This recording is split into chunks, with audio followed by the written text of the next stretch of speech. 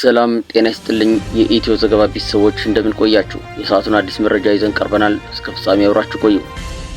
በቅርቡ ይፋ የሆነው የኤርትራ ተቃዋሚ ንቅናቄ ብርጌድ ንሓመዱ በአዲስ አበባ ጽሕፈት ቤት መክፈቱንና ይህንንም ለወደፊት ወታደራዊ እንቅስቃሴዎቹ እንደ ማስተባበሪያ ዋና መስሪያ ቤት ለመጠቀም ማቀዱን ማስታወቁ በቀጠናው የፖለቲካ ምህዳር ላይ ከፍተኛ ትኩረትን ስቧል።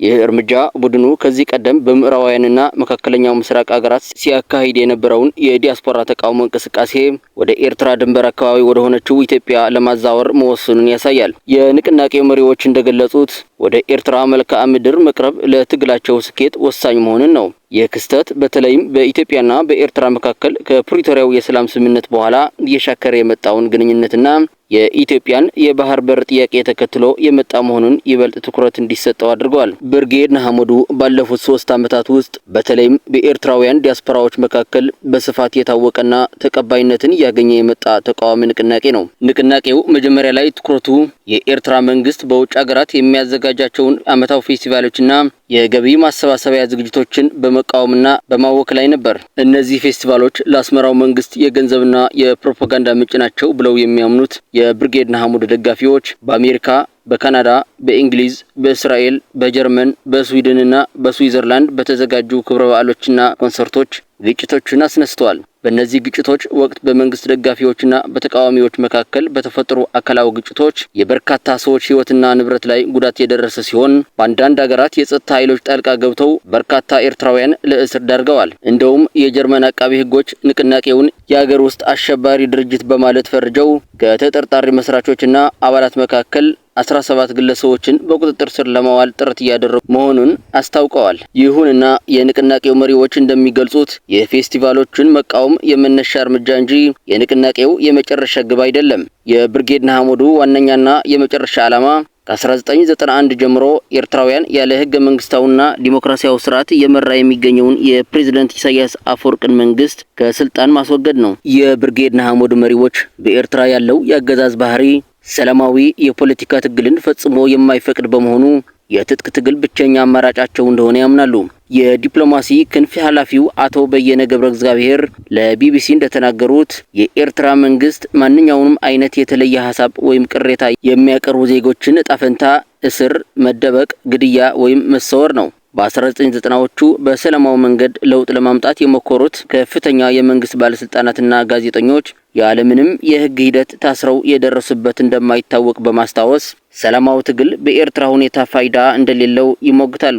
ይህንን የትጥቅ ትግል ለማካሄድ መነሻ ሊሆን የሚችለው ደግሞ አብዛኛው የኤርትራ ወጣት በግዳጅ የሚካፈልበት የሳዋ ወታደራዊ ስልጠና ማዕከል ያካበተው ልምድ ነው። አቶ በየነ እንደሚሉት አብዛኞቹ ኤርትራውያን የመጡት ከሳዋ ነው። ስለዚህ ምናልባት አሁን ካለው ዘመናዊ የጦር መሳሪያ በስተቀር አዲስ ወታደራዊ ስልጠና የሚያስፈልጋቸው ዜጎች አይደሉም። ይህ የግዳጅ ወታደራዊ አገልግሎት ያልተወሰነ ጊዜ የሚቆይና በተባበሩት መንግስታት የምርመራ ኮሚሽን የግዳጅ ስራና ባርነት ተብሎ የተገለጸ ሲሆን በርካታ ኤርትራውያን ይህንን አገልግሎት በመሸሽ ከሀገራቸው እንዲሰደዱ ዋነኛ ምክንያት ሆነዋል። ብርጌድ ንሓመዱ ይህንን የተበተነ የሰው ኃይል በማደራጀት ለታቀደው የትጥቅ ትግል ሊጠቀምበት እንደሚችል መሪዎቹ ያመለክታሉ። ብርጌድ ንሓመዱ እንቅስቃሴውን ከምዕራብ ዓለም ወደ ኢትዮጵያ ለማዛወር የወሰነባቸውን ዋና ዋና ምክንያቶች አቶ በየነ ዘርዝረዋል። አንደኛ ዲፕሎማሲያዊ ጠቀሜታ ስላለው ነው። አዲስ አበባ የአፍሪካ ህብረት መቀመጫና የበርካታ ዓለም አቀፋዊ ድርጅቶች ማዕከል በመሆኗ ንቅናቄው ዓላማውን ለዓለም አቀፉ ማህበረሰብ ለማስረዳትና ድጋፍ ለማሰባሰብ የተሻለ እድል ይሰጠዋል። ሁለተኛ መልክዓ ምድራዊ ቅርበትና የህዝብ ብዛት ነው። ኢትዮጵያ ከኤርትራ ጋር ረጅም ድንበር የምትጋራ ከ300 ሺህ በላይ የሚገመቱ ኤርትራውያን ስደተኞችን የምታስተናግድ ሀገር በመሆኗ ንቅናቄው ወደ ኤርትራ ህዝብ ለመቅረብና አባላትን ለመመልመል ምቹ ሁኔታ ይፈጥራል። ሶስተኛ የተለወጠው የፖለቲካ ሁኔታ ነው። በኢትዮጵያና በኤርትራ መንግስት መካከል የነበረው የወዳጅነት ግንኙነት በተለይም ከፕሪቶሪያው ስምምነት በኋላ መሻከሩና ልዩነታቸው መስፋቱ ለብርጌድ ንሓመዱ እንቅስቃሴውን በኢትዮጵያ ለማድረግ የተሻለ የፖለቲካ ምህዳር መፍጠሩን መሪዎቹ ያምናሉ። በአዲስ አበባ 22 ተብለው በሚጠራው አካባቢ የተከፈተው የተከፈተው የብርጌድ ንሓመዱ ጽሕፈት ቤት